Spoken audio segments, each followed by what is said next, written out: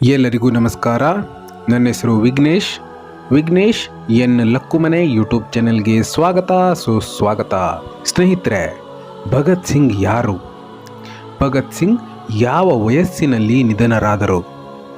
ಭಗತ್ ಸಿಂಗ್ರನ್ನು ಗಲ್ಲಿಗೇರಿಸುವುದಕ್ಕೆ ಭಗತ್ ಸಿಂಗ್ ಮಾಡಿದಂತಹ ಅಪರಾಧಗಳಾದರೂ ಏನು? ಸ್ನೇಹಿತರೆ, ಎಲ್ಲರೂ ತಿಳಿದುಕೊಂಡಿರುವುದೇನೆಂದರೆ ಭಗತ್ ಸಿಂಗ್ರನ್ನು ಗಲ್ಲಿಗೇರಿಸಿ ಸಾಯಿಸಲಾಯಿತು ಅನ್ನೋದು. ಆದರೆ ಸ್ನೇಹಿತರೆ, ಭಗತ್ ಸಿಂಗ್ ಸಾಯಲು ಕಾರಣ ಬೇರೆಯೇ ಇದೆ. ಸ್ನೇಹಿತರೆ, ಭಗತ್ ಸಿಂಗ್ರನ್ನು ಎಷ್ಟು ಮೋಸದಿಂದ ಸಾಯಿಸುತ್ತಾರೆ ಅನ್ನೋದು ನಿಮಗೆ ಗೊತ್ತಾ? ಹೀಗೆ ಕೆಚ್ಚೆದೆಯ ವೀರ ಭಗತ್ ಸಿಂಗ್ನ ಇತಿಹಾಸವನ್ನು ಕೇಳಿದರೆ ನಿಮ್ಮ ರಕ್ತ ಕುದಿಯೋದಂತೂ ಗ್ಯಾರಂಟಿ. ಸ್ನೇಹಿತರೆ, ಇವತ್ತಿನ ಈ ಒಂದು ವಿಡಿಯೋದಲ್ಲಿ ನಾವು ಭಗತ್ ಸಿಂಗ್ರ ಕುರಿತಾದಂತಹ ಕೆಲವು ಮಾಹಿತಿಗಳನ್ನು ತಿಳಿದುಕೊಳ್ಳೋಣ. ಅದಕ್ಕೂ ಮೊದಲು ನೀವಿನ್ನೂ ನಮ್ಮ ಚಾನೆಲನ್ನು ಸಬ್ಸ್ಕ್ರೈಬ್ ಮಾಡ್ಕೊಳ್ಳದೆ ಹೋದರೆ ಪ್ಲೀಸ್ ಸಬ್ಸ್ಕ್ರೈಬ್ ಮಾಡಿಕೊಳ್ಳಿ. ಹಾಗೆ ಪಕ್ಕದಲ್ಲಿ ಕಾಣುವ ಬೆಲ್ಲೈಕಾನ್ ಮೇಲೆ ಕ್ಲಿಕ್ ಮಾಡಿ ಆಲ್ ಅಂತ ಸೆಲೆಕ್ಟ್ ಮಾಡಿ. ಇದರಿಂದ ನಾವು ಅಪ್ಲೋಡ್ ಮಾಡುವಂತಹ ಪ್ರತಿಯೊಂದು ವಿಡಿಯೋದ ನೋಟಿಫಿಕೇಷನ್ ನಿಮಗೆ ತಲುಪುತ್ತದೆ.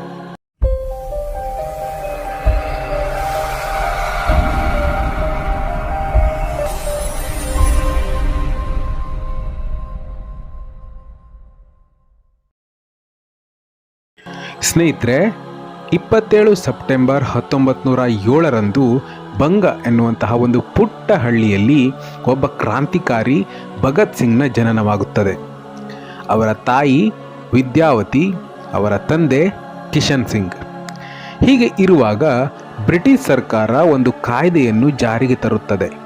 ಆ ಕಾಯ್ದೆಯ ಪ್ರಕಾರ ಯಾವುದೇ ವ್ಯಕ್ತಿಗಳನ್ನು ಅವರು ಮಾಡಿರುವ ಅಪರಾಧಗಳ ಬಗ್ಗೆ ಪರಿಶೀಲನೆ ಮಾಡದೆ ಕೋರ್ಟ್ ಅಥವಾ ಜಡ್ಜ್ನ ಆದೇಶವಿಲ್ಲದೆ ಅವರನ್ನು ಜೈಲಿಗೆ ಹಾಕಬಹುದು ಎಂದು ಅದರ ನಿಯಮವಾಗಿತ್ತು. ಆದರೆ ಆ ಕಾಯ್ದೆಯ ವಿರುದ್ಧವಾಗಿ ಸಾಕಷ್ಟು ಭಾರತೀಯರು ಜಲಿಯನ್ ವಾಲಾಬಾಗ್ದಲ್ಲಿ ಹೋರಾಟವನ್ನು ನಡೆಸುತ್ತಿರುತ್ತಾರೆ. ಅವರ ನಿಯಮಗಳ ವಿರುದ್ಧವಾಗಿ ಹೋರಾಟ ಮಾಡುತ್ತಿರುವುದನ್ನು ಕಂಡಂತಹ ಬ್ರಿಟಿಷ್ ಅಧಿಕಾರಿಗಳು ಸಾವಿರಾರು ಜನರನ್ನು ಆ ಜಲಿಯನ್ ವಾಲಾಬಾಗ್ ಎನ್ನುವಂತಹ ಸ್ಥಳದಲ್ಲಿ ಗುಂಡಿಕ್ಕಿ ಕೊಂದುತ್ತಾರೆ. ಬ್ರಿಟಿಷರ ಕಣ್ತಪ್ಪಿಸಿ ಓಡಿ ಹೋಗುತ್ತಿದ್ದವರನ್ನು ಹುಡುಕಿ ಕೊಲ್ಲುತ್ತಾರೆ. ಆ ಹೋರಾಟದಲ್ಲಿ ಎಷ್ಟೋ ಜನ ಮಕ್ಕಳು ಅವರ ತಂದೆ ತಾಯಿಯರನ್ನು ಕಳೆದುಕೊಂಡು ಅನಾಥರಾಗಿದ್ದರು. ಆ ಹೋರಾಟ ಮುಗಿಯುವಷ್ಟರಲ್ಲಿ ಲೆಕ್ಕಕ್ಕಿಲ್ಲದಷ್ಟು ಭಾರತೀಯರು ಅವರ ಪ್ರಾಣವನ್ನು ಕಳೆದುಕೊಂಡಿದ್ದರು.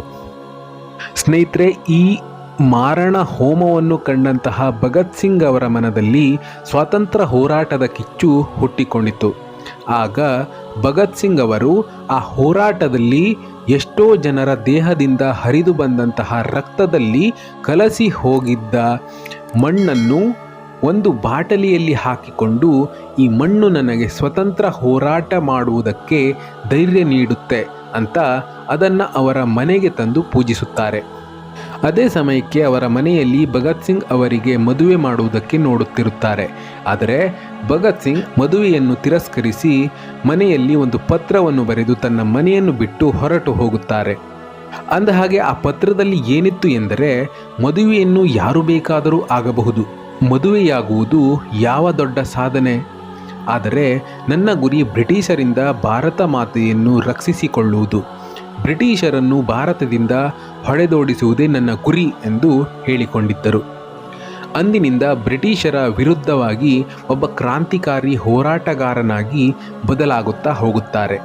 ನಂತರ ಬ್ರಿಟಿಷ್ ಸರ್ಕಾರ ಸೈಮನ್ ಕಮಿಷನ್ ಎನ್ನುವಂತಹ ಒಂದು ಆಯೋಗವನ್ನು ಜಾರಿಗೆ ತರುತ್ತದೆ.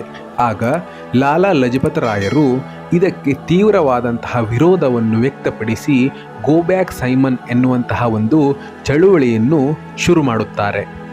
ಯಾಕೆಂದರೆ ಆ ಆಯೋಗದಲ್ಲಿ ಎಲ್ಲರೂ ಕೂಡ ಬ್ರಿಟಿಷ್ ಅಧಿಕಾರಿಗಳೇ ಇದ್ದರು. ಒಬ್ಬರೂ ಸಹ ಭಾರತೀಯರು ಇಲ್ಲದೆ ಇರುವ ಕಾರಣದಿಂದ ಅದನ್ನು ವಿರೋಧಿಸಿ ಚಳುವಳಿಯನ್ನು ಶುರು ಮಾಡುತ್ತಾರೆ. ಇದು ಹೀಗೆ ಮುಂದುವರಿದರೆ ನಮಗೆ ತುಂಬ ತೊಂದರೆಗಳಾಗುತ್ತದೆ ಎಂದು ಅರ್ಥ ಮಾಡಿಕೊಂಡಂತಹ ಬ್ರಿಟಿಷರು ಆ ಚಳುವಳಿ ಮಾಡುತ್ತಿದ್ದವರ ಮೇಲೆ ಲಾಠಿ ಚಾರ್ಜ್ ಮಾಡುತ್ತಾರೆ.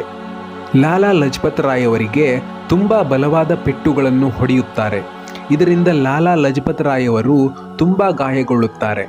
ನಂತರ ಆ ಗಾಯಗಳಿಂದ ಚೇತರಿಸಿಕೊಳ್ಳಲಾಗದೆ ಸಾವನ್ನಪ್ಪುತ್ತಾರೆ. ಅವರ ಸಾವನ್ನು ಸಹಿಸದಂತಹ ಭಗತ್ ಸಿಂಗ್ ಅವರು ಇದಕ್ಕೆ ಪ್ರತೀಕಾರವನ್ನು ತೀರಿಸಿಕೊಳ್ಳಬೇಕು ಎಂದು ಅಂದು ಲಾಠಿ ಚಾರ್ಜ್ ಮಾಡೋಕೆ ಆದೇಶವನ್ನು ಮಾಡಿರುವಂತಹ ಬ್ರಿಟಿಷ್ ಪೊಲೀಸ್ ಅಧಿಕಾರಿ ಜಾನ್ ಸ್ಕ್ಯಾಟ್ನನ್ನು ಹೇಗಾದರೂ ಮಾಡಿ ಕೊಲ್ಲಬೇಕು ಎಂದು ಪ್ಲ್ಯಾನ್ಗಳನ್ನು ಮಾಡುತ್ತಾರೆ.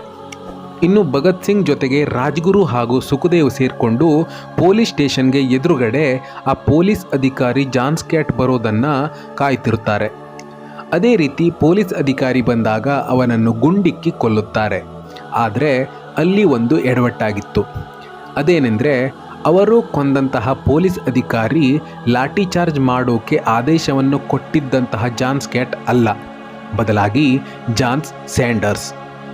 ಆದರೆ ಭಗತ್ ಸಿಂಗ್ ಮತ್ತು ಅವನ ಸಂಗಡಿಗರು ಅವನೇ ಜಾನ್ ಸ್ಕ್ಯಾಟ್ ಅಂದ್ಕೊಂಡು ಅವನನ್ನು ಕೊಂದಿರುತ್ತಾರೆ.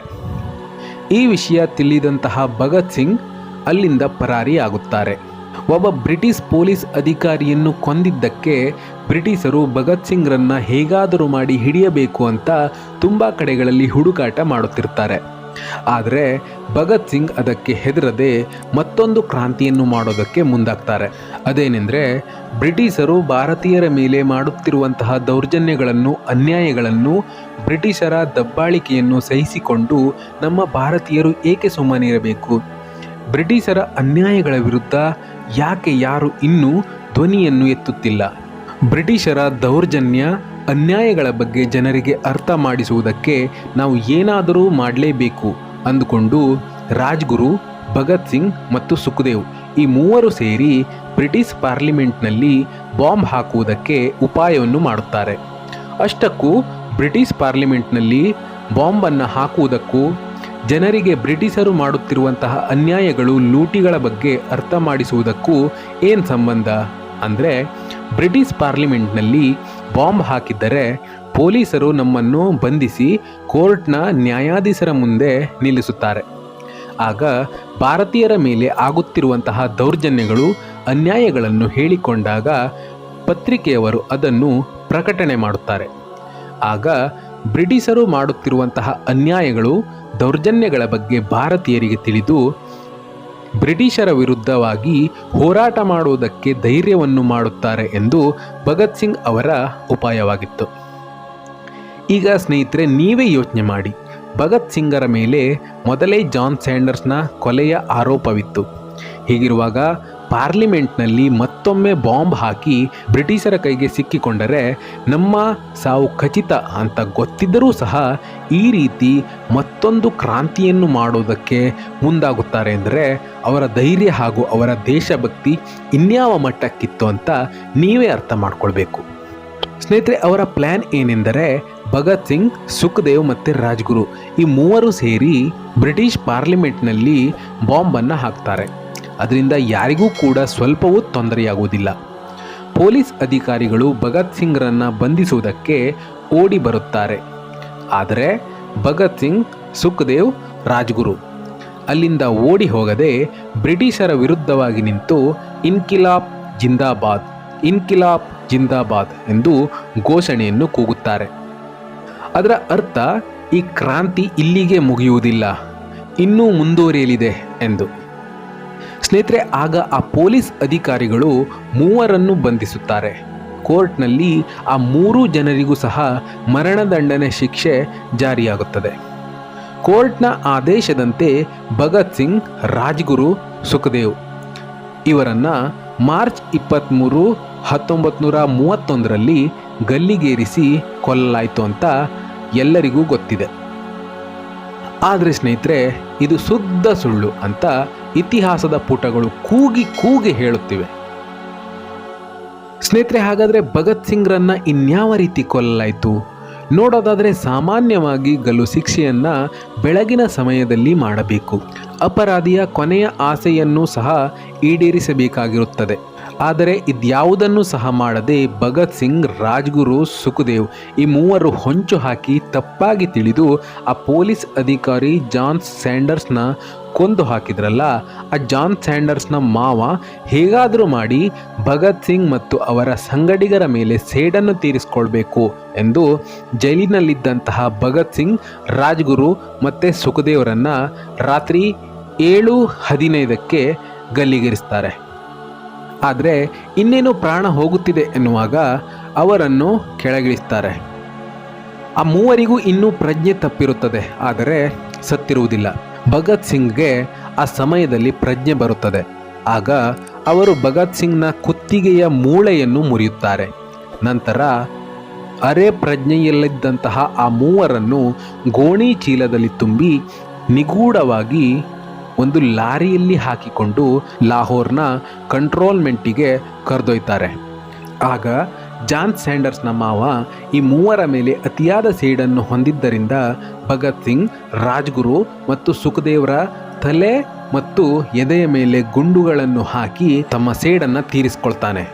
ನಂತರ ಆ ಮೂವರ ದೇಹವನ್ನು ಮರಣೋತ್ತರ ಪರೀಕ್ಷೆಗೂ ಸಹ ಕಳಿಸದೆ, ಅವರ ಸಂಬಂಧಿಕರಿಗೂ ಹಸ್ತಾಂತರ ಮಾಡದೆ ಉಸ್ಮೇನಿಯಾ ಎಂಬ ಪ್ರದೇಶದಲ್ಲಿ ಅಂತ್ಯಕ್ರಿಯೆ ಮಾಡಲಾಗಿದೆ ಎಂದು ಎಲ್ಲರಿಗೂ ನಂಬಿಸಿ ಭಗತ್ ಸಿಂಗ್, ರಾಜ್ಗುರು, ಸುಖದೇವ್ರನ್ನ ರಾವಿ ಮತ್ತು ಸಟ್ಲೇಜ್ ನದಿಯ ದಂಡೆಯಲ್ಲಿ ರಹಸ್ಯವಾಗಿ ಸುಡಲಾಯಿತು.